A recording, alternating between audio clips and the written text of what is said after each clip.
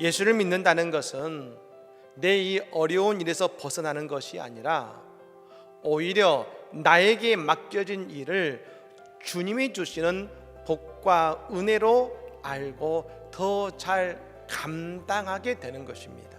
우리가 예수님 믿으면서 감당해야 되는 크게 두 가지의 일이 있습니다. 첫 번째는 먼저 내 삶의 자리에서 내가 해야 될 일을 잘 감당해야 되는 것입니다.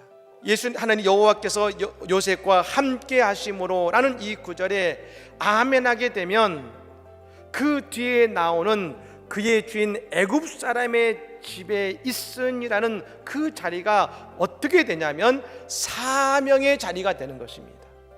하지만 하나님께서 주시는 가장 큰 은혜는 그 자리를 벗어나는 것이 아니라 그 자리에서 더욱 최선을 다하는 인생이 되게 하신 것입니다. 또 한 가지 우리가 감당해야 되는 일이 있습니다. 주님께서 우리에게 주신 영혼 구원의 사명입니다. 사도행전은 오순절 사건의 성령 강림만 사건이 있는 것이 아니라 계속해서 수많은 성령 강림의 사건이 나옵니다. 그런데 여러분, 그 성령 강림의 결과는 늘 두 가지의 모습을 보여주는데, 한 가지는 하나님의 말씀을 전하기 시작했고, 또 한 가지는 진정한 예수 공동체를 이루더라는 것입니다. 우리는 하나님 앞에서 그 문제를 가지고 먼저 기도하는 것이 우리의 믿음이 되어야 될 줄로 믿습니다. 그냥 기도한 것이 아니라 말씀을 붙들고 기도했다는 것입니다.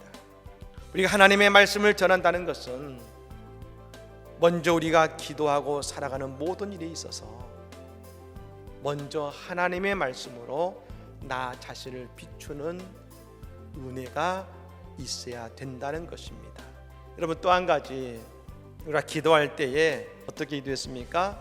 손을 내밀어 병을 낫게 하시옵고, 이 말씀은 복음을 전해야 될 사람들의 어렵고 힘든 처지, 아픈 그들의 인생을 낫게 하는 복음 전파가 되게 하옵소서라는 간구인 것입니다.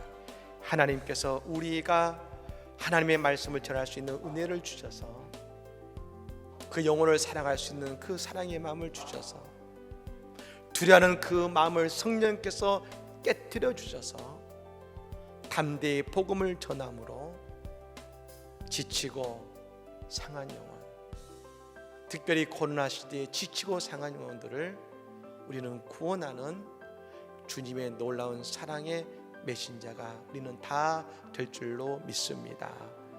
오늘 우리에게 그런 놀라운 역사가 일어나기를 예수 이름으로 간절히 축복합니다.